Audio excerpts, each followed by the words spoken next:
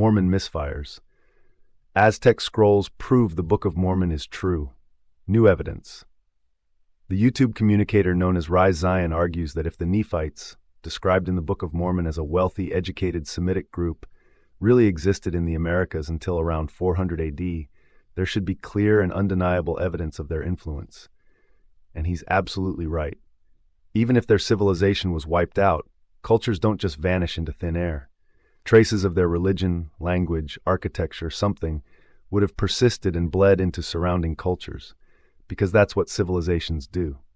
They leave footprints. They leave influence. The total absence of such evidence casts serious and justified doubt on the historical reality of the Nephites. Now, while it's true that major civilizations don't always leave a perfect trail, using that to hand-wave the lack of Nephite evidence is weak. The argument assumes an unrealistic standard of preservation? No. It demands any trace, and we still come up empty.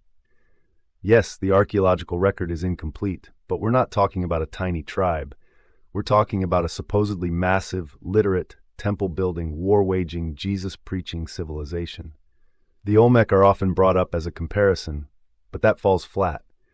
Their language may be undeciphered, but at least they left behind massive stone heads and complex art. The Nephites left nothing verifiable. Not one inscription, not one artifact that can be tied to them without stretching the imagination. Language shift and cultural assimilation can erase minority languages over time, yes, but when a civilization supposedly spanned centuries and influenced millions, they got absorbed, doesn't explain away the complete vacuum. If they existed, we'd see a trace. We don't. And that silence says more than any apologist excuse ever could. Though Rising Zion does claim evidence, let's take a look at it. Rising Zion claims that despite changes over time, traces of an ancient Semitic language, allegedly tied to the Book of Mormon, are still hidden in the old dialects of the Aztecs and surrounding peoples. They argue that this forgotten language, once used in rituals and passed down for generations, serves as silent archaeological evidence confirming the Book of Mormon's account. While Dr. Brian D. Stubbs of BYU has proposed connections between Semitic languages and the Uto-Aztecan language family, his work has come under heavy fire from experts in the field. BYU linguistics professor Chris Rogers directly challenges Stubbs's methodology, pointing out that it relies on cherry-picking forms from various Semitic and Egyptian languages and loosely aligning them with forms from multiple Uto-Aztecan dialects. This kind of multilateral comparison is methodologically reckless. It inflates the odds of seeing patterns where none exist and invites confirmation bias. Rogers states, as has been demonstrated time and time again, this multilateral method hugely increases the risk of mistaking chance resemblances for cognates and makes it possible to prove virtually anything. He further underscores the speculative nature of Stubbs's conclusions by highlighting the total lack of external validation. Stubbs's theory doesn't just fail linguistically, it collapses under the absence of even a shred of historical evidence that ancient Semitic or Egyptian speakers ever made contact with Uto-Aztecan speaking peoples. Rogers emphasizes, in this case, there is exactly zero independent evidence of contact between ancient Semites or Egyptians and Uto-Aztecans, except for the Book of Mormon. And that's the core problem. The broader linguistic community has not accepted, endorsed, or even entertained the claim that ancient Mesoamerican languages contain embedded Semitic roots. These assertions remain pure speculation, unsupported by credible linguistic research, and rejected by experts in historical linguistics. The theory doesn't stand on evidence. It stands only on the need to make the Book of Mormon appear historically plausible. Rise Zion pushes the heavily disputed claims of Dr. Brian D. Stubbs, who alleges he's discovered over 1,500 linguistic connections between Hebrew, Aramaic, Egyptian, and Uto-Aztecan languages spoken in the Americas. This staggering number is touted as supposed proof that ancient Semitic languages influenced indigenous tongues in the New World, conveniently aligning with the Book of Mormon's narrative of Old World migrations from Jerusalem and Egypt. But let's be blunt. Stubbs' claims are fringe and outright rejected by the broader linguistic community. His so-called evidence lacks scholarly consensus because his methods are a methodological disaster.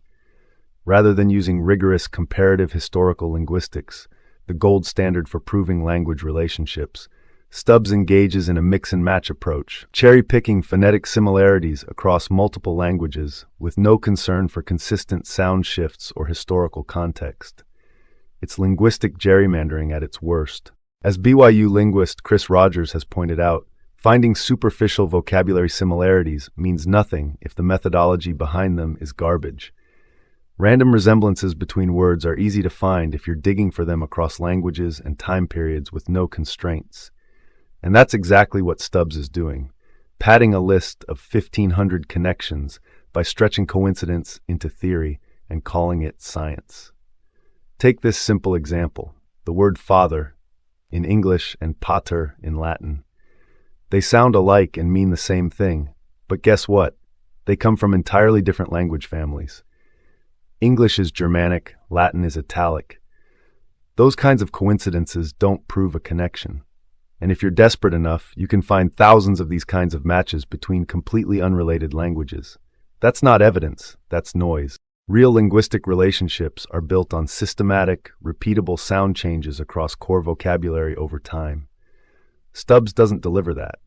Instead, he strings together a mess of unverifiable correlations and calls it proof. But without sound methodology, a pile of 1,500 coincidences is still just a pile of junk.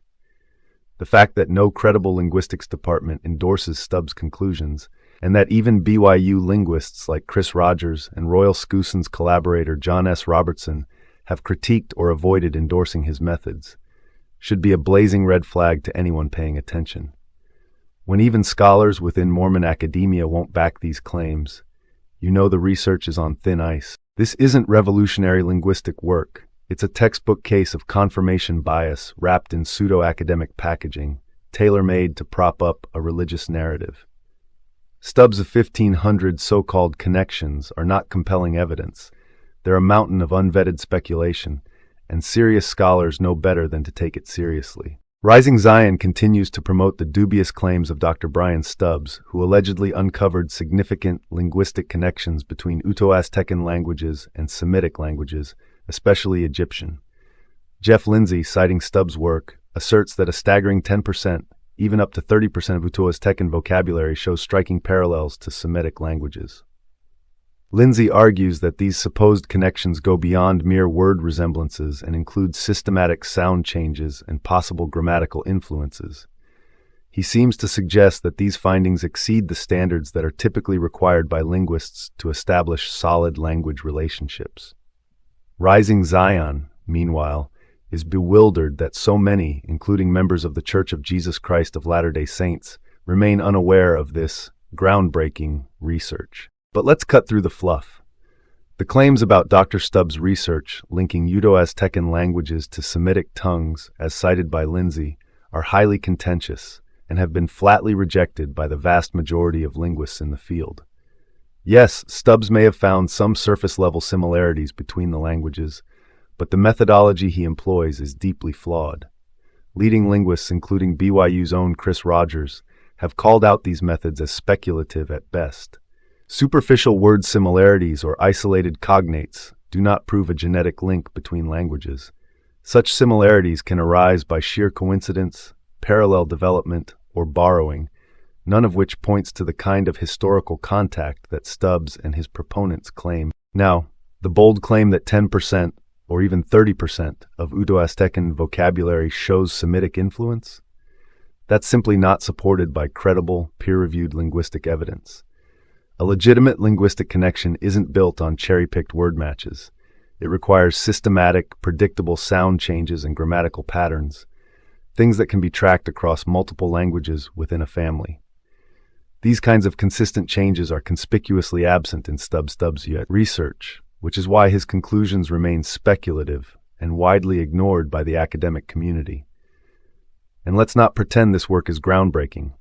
It has not undergone the rigorous standards required to establish a solid linguistic connection. Even LDS scholars, including those at BYU, have either critiqued or avoided endorsing Stubbs' conclusions, recognizing them for what they are, speculative claims that don't hold up under proper scrutiny. I won't waste time rehashing individual examples of this flawed research. Experts from both within and outside the LDS community have already debunked these supposed linguistic connections. If you're truly interested in seeing those examples, feel free to check out Rising Zion's channel and sift through them yourself.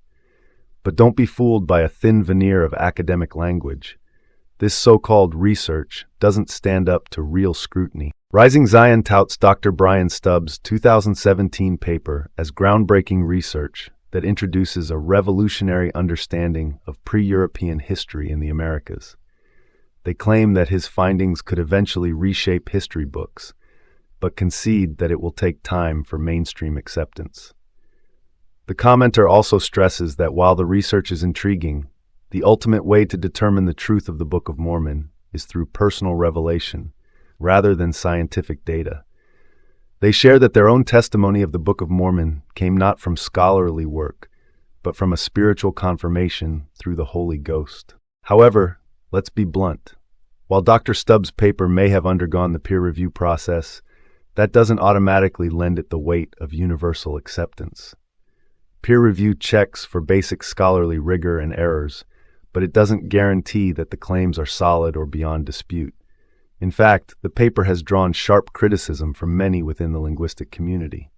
The methodology Stubbs employs to connect Uto-Aztecan and Semitic languages is highly controversial and widely regarded as speculative. These supposed linguistic connections lack the kind of rigorous, systematic sound changes and grammatical patterns required to make them convincing. For many in historical linguistics, these connections are little more than hopeful conjecture, not compelling evidence.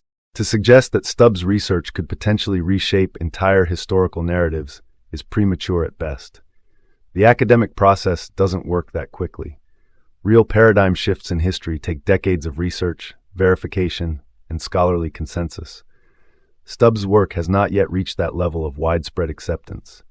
His conclusions have failed to clear the necessary hurdles of rigorous, peer-reviewed validation that are fundamental for reshaping established historical narratives. And let's be clear about something. While personal revelation may be deeply meaningful and transformative for many individuals, it cannot be used as a substitute for rigorous, empirical evidence when discussing the historical accuracy of the Book of Mormon. Faith is a cornerstone of religious experience, but when it comes to historical claims, it's essential to lean on the available scientific and scholarly evidence. True understanding is born from a balance of faith and intellectual inquiry, something that gives us a clearer, more comprehensive picture of both spiritual beliefs and historical realities. It's worth noting that BYU professor Michael D. Rhodes, an expert in ancient scripture and biblical studies, has critiqued the tendency to overstate supposed connections between the Book of Mormon and ancient civilizations, including linguistic claims that don't hold up under scrutiny. Many scholars within the broader LDS academic community, including those at BYU, approach linguistic claims like Stubbs with caution. These scholars generally insist that the connections must be backed by systematic, scientifically grounded research before they can be regarded as legitimate evidence. Most importantly, they advocate for restraint when it comes to jumping to conclusions based on flimsy evidence or overstatements about the past. Rely too heavily on speculative interpretations of language, and if Stubbs' claims were credible, why hasn't the LDS Church endorsed them? Because they know, like their own scholars and mainstream linguists do, that the theory doesn't hold up. Their silence says it all. If you found this exploration thought-provoking, don't forget to like, subscribe, and share. What do you think about the Aztec Scrolls claim? Let us know in the comments. Until next time, stay curious, stay critical. Thank you so kindly for watching. This is the Ex-Mormon Informant signing off for today.